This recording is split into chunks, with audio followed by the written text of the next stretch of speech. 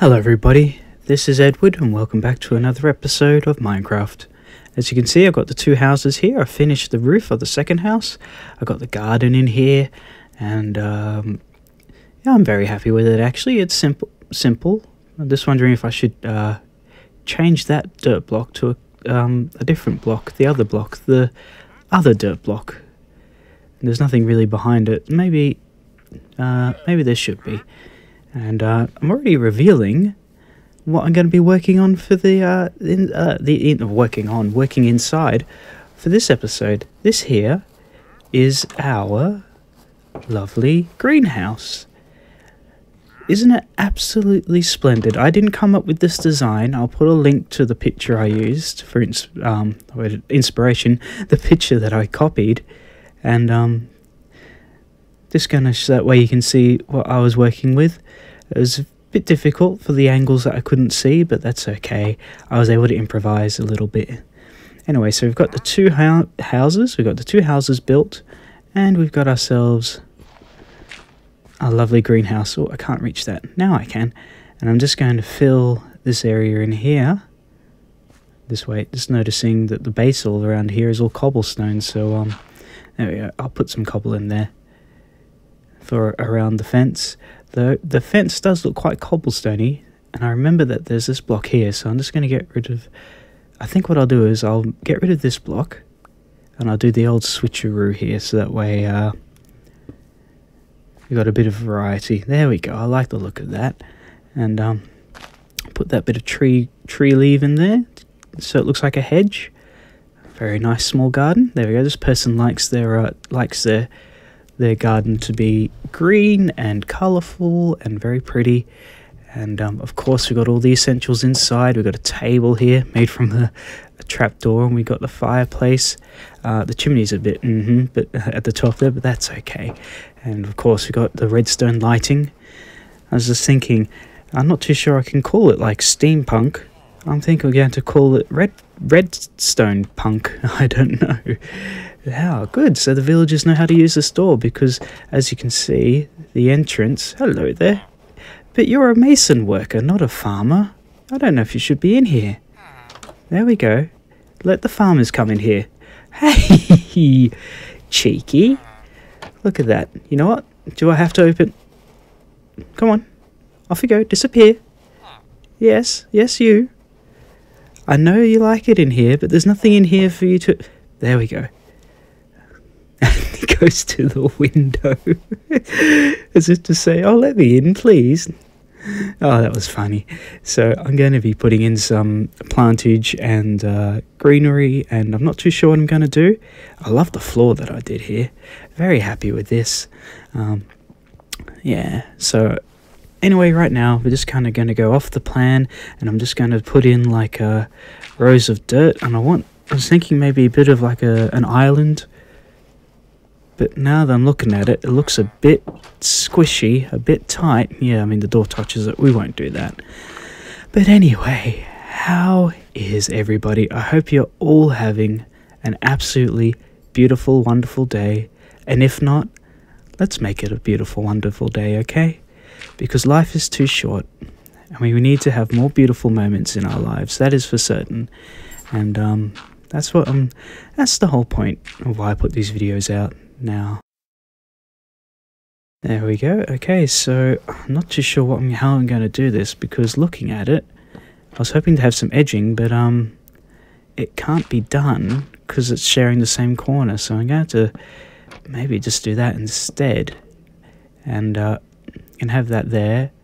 And now I've just realised I can't do that there because the corner is going to be an issue again with the trapdoors sharing the same space. So let's just do this for the time being. I'll work around this, I mean, that doesn't look too bad. Those two rows there on either side. It does feel a little bit empty in the middle. No, I don't like that. I don't like that. Anyway, I was never really much of a plant person. I mean, I do like plants now. There's a few trees that I'm trying to grow in the back garden at the moment, and they're doing okay for the most part. Fruit trees. One of them is a banana tree that I had no idea was a banana tree. I just thought it was a big leafed plant that was growing up, and it seemed to be doing quite well. And let me think, it was just growing nicely. And then when I looked at it one day, I was thinking, that really does look like it could be a banana plant. And then it was confirmed. Someone said to me, yep, that's a banana plant. We were growing it here, not really intentionally. We just wanted it here to see if it would grow, and it did. So I'm happy that the banana tree is growing. And yeah, no, maybe if we put it up against the wall like that, just so the way things aren't, symmetrical. Can I have anything in the middle? Not if I've got these two. I could have one thing in the middle there, but if I'm going to have these gates along the side here, the trapdoors, sorry, as the siding to keep the dirt in place, yeah, I'll be able to have one thing in the middle there. So yeah, never was really much of a tree person.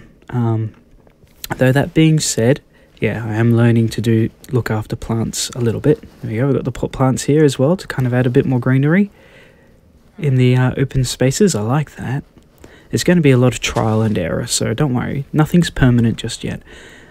Yeah, I was more into video games. If you didn't realize, if you couldn't tell, I mean, obviously I've got my video games, the Minecraft series that I'm putting up. I play a fair amount of video games, that's for certain.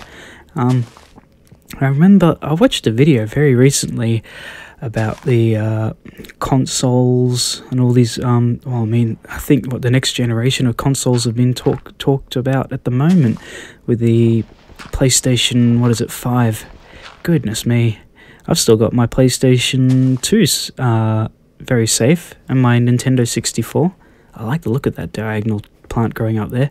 I think I might continue it growing up that way.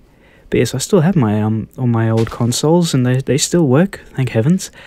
And what was interesting, I watched one video on YouTube talking about Nintendo consoles, and apparently the idea was, the belief was that the Nintendo 64 game controller was considered ugly by many. I mean, to me, I thought it was an absolutely amazing controller. I loved it so much, and I was a bit shocked to hear that. With the three, surely I think everyone knows what a Nintendo 64 controller looks like. If not, you could always Google it. But of course, it's got 3 different ways to hold it, which I thought was a really cool idea. So you had like the center joystick grip in the middle with the buttons on the right hand side, or you've got the directional pad on the left hand side and the buttons on the right hand side, and then you've got the last, I guess, less popular choice of holding it, which was the joystick using the joystick with your right hand and the keypad in the left hand. And so the fact that it was so versatile, I thought was pretty darn cool. But I guess, I mean, some people must think that it is ugly. I mean, I as I said, I quite like it. And I still remember getting my Nintendo 64 from my father. My dad got it for me after the divorce, back in, I think, 2000, or around that time, when my parents split up. It was a very emotional time for everybody, and I think he felt bad. Yeah, I like that, putting compost bins in here.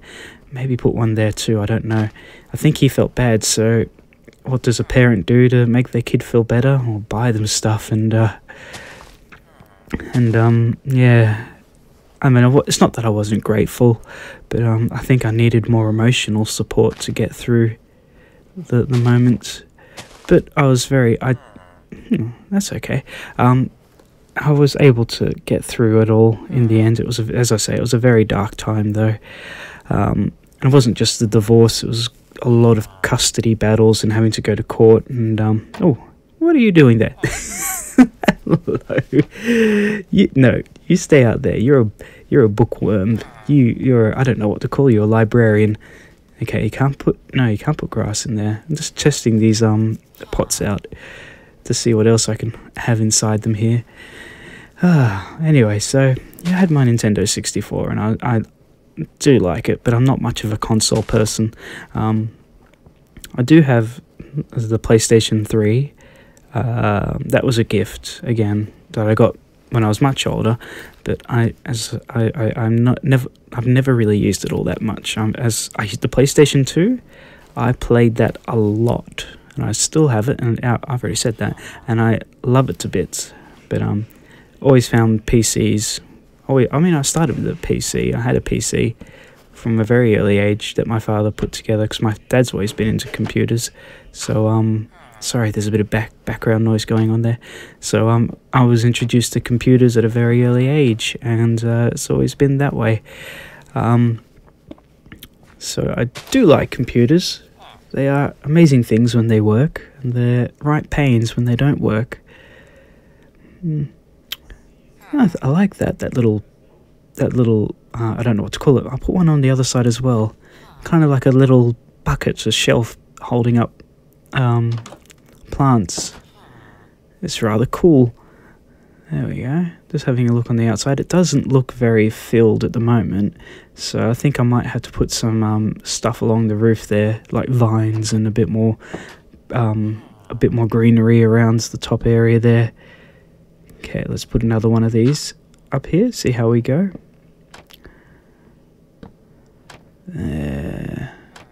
Oops.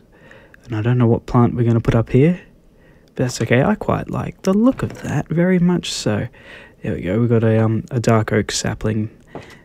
Lovely green leaves for that. I hope that the saplings don't grow into full trees here. That will absolutely devastate the building. I think I'll have a right job having to remove all that wood from the tree trunk, and I'm just gonna mess around, just gonna move things around, see what things look like all over the place, just to try them out. Yeah. Well, for those of you that don't know, YouTube's got this new system now that if you have a monetized channel, if you're a partner, and you upload videos, you can monetize your channel, and I think I might put a lid on these composts. Ooh, what have I done? What have I done? Okay, I was squished a little bit there. Let's see. You know what? Let's see what a birch. I don't remember what the birch looks like. That might look really awesome. Oh, I like that. I like that. Let's see what this looks like here. Yes, even though it's a bit of a different color, that's okay. I really like the look of that. I want to put down another compost with the lid open for this one. That way it looks like, you've got composts in action. Composts in action. That should be a TV show, kind of like a crime drama, but with compost bins. Okay, let's do some more paneling along here. There we go. Because I'm thinking, if I put the compost bin there in the middle, I can have, or this is like as a small shelf. Oh dear. Okay, I may have to raise the door up a bit because I can see what's gone on there. All right, so the trapdoor. There we go. It's a bit high up, but it's the best I can do considering that it's got a plant underneath it. Yeah, look at that. That's cool also. Very cool indeed. Just trying to see if there's anywhere else that I can hang stuff up, but I think we really are running out of space for the time being. But there is more room above me, so I might put some greenery up there for the most part, just to make things look nice. But what was I talking about before? I've forgotten. Oh yes, the monetization. The way it works now is you've got this long checklist of, is your video okay to be monetized? And they say, do you talk about risque subjects? Do you swear? Is there violence and all this stuff, just to see whether or not you're suitable for monetization. And there's an honor system. Sorry, I really like that. That's a really cool design. I'm happy with that. And okay, so now it's just playing around, seeing what works and what doesn't with the flowers and all the plants. And this monetization system, apparently it's an honor system, and if you do it honorably, your videos have got, I'm not too sure, something to do with a faster turnover if you want to have something, I think if they've said that a video is, if it's automatically demonetized, I think it's got a faster turnover depending on how honest you are with the system. So naturally, I mean, I don't I don't swear in any of my videos, and I try to avoid risque subjects because there's enough of that stuff going around on YouTube. We don't need one more person talking about that kind of stuff. And one of my cats has jumped up on the table to say hello, so there we are. His cat just walked past the monitor, but I was able to keep playing without too much fuss. So yeah, it's just thinking, there's an open area there as well, but I don't know if I want to put anything else up there. It doesn't look very full at the moment, and I've still got to do the outside, but I want to finish the inside at least for this part here, so I'll keep working a bit more. So yeah, for the most part, I mean, actually I think from all of the videos that I've put out there, I've been honest and said that there's no swearing and no naughty subject matter to worry about, and it's come back saying congratulations, yeah, we can see that you've been honest, so if there's any issues, you'll get fast tracked as far as having it I guess monetization fixed, which I thought was nice. But there's, I don't know, it's I think that it's very rigid. I think that swearing, I mean, of all things, it seems like a silly thing to not let someone to be able to swear in the YouTube video and risk not being able to have their videos monetized. I certainly don't approve of any type of censorship. I know I don't swear I don't swear at all in my videos, and I try not to swear much in real life, but I don't feel like people should have to change who they are in order to be able to upload videos and do what they love doing if they're content creators. So I know it might be a bit of a, oh, I need some sticks. Might be a bit of a controversial topic, but YouTube, it's well past the quote-unquote golden years of YouTube where people were able to upload what they want and have fun videos of them doing the things that they love the most. And of course, some of it was content was a lot more grown up than other people's content. Not like that. Although I might try it out to see what it looks like hanging from the roof. I wanted to see if it's all lined up like this here. There we go. I like the lamps, though I do want to have some redstone, because we are redstone punk at the moment. We're trying to do a redstone punk village. Oops. There we go. Well, good to see that. I just wanted to check to see the pot plant wasn't going to fall down. Okay, so, yeah, but, I mean, I certainly do not have too much sway in the matter. There's no way on earth that, hello there, librarian, just seeing what you've got. There's no way on earth that YouTube's going to listen to someone like me with my, I guess, subscriber count. If I was a big person like that PewDiePie fella, or, I don't know, who's the other guy? Jacksepticeye, I would, oh, dearie me, okay. What is going on with the villagers? They're like, oh, this new greenhouse, hey? I don't know what they're playing at the moment, but I don't know if they like it or if they're protesting. Maybe they're protesting the fact because I said they couldn't come in here unless they're a farmer. That's a bit mean of me. They can come in here if they want.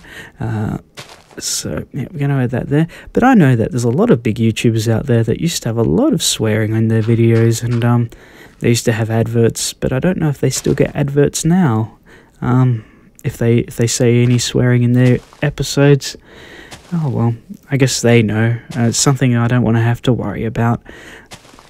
I mean, goodness me, for those of you, I don't really talk about my past jobs, but I did work in a toy store for a long time, and as nice of an idea as it is to work in a toy store, it does have its moments, because yes, you get very naughty children sometimes, and very,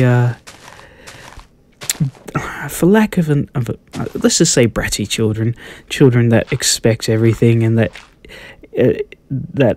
are very demanding, not only to their parents, but the salespeople as well, and some of the parents are the same as well. Are very demanding and expect you to wait on them hand and foot, and Granted, as working in customer service, I make sure I provide the best quality service I could, but some people take that a little bit too far and expect more. So, yeah, I don't want to get into the nitty-gritty details because you should only say nice things about people. But, yeah, I'm sure anyone who's worked in customer service understands what I'm talking about. But that being said, why was I talking about that? Working in a toy store. Oh, yes, that's right. I certainly made an effort. Look at that. I still think I could do with a bit more greenery around the top area just to make it look more like a greenhouse, but I'm very happy with how this is coming out. Yeah, okay, let's see, a bit more green and some vines and whatnot. But yeah, I certainly made a very conscious I can't say it now. I made an effort a very conscious effort not to say swear words when I was working in a toy shop because there's kids everywhere. But for some strange reason, a lot of my co-workers seemed rather blasé about the matter, and on more than one occasion I had to pull up co-workers and say, look, there are young children present, we shouldn't be saying words like they were using. You shouldn't be saying swear words. So yes, that is certainly that environment where I wanted to enforce, I guess, a very clean place to be, because kids should certainly not be swearing.